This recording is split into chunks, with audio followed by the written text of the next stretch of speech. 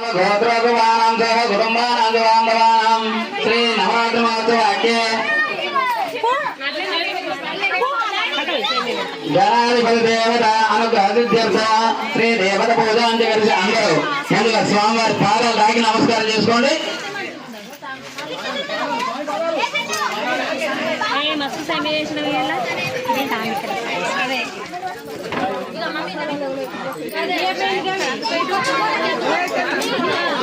ఒకళ్ళు ఒక్క నిమిషం ఆగండి. అక్షంతలు తీసుకో, ఎవరో ఒకరు తీసుకోండి, ఎవరో ఒకరే తీసుకోండి. చేతిలో నీళ్ళు పంచుకోండి, చేతిలో నీళ్ళు పంచుకోవాలి.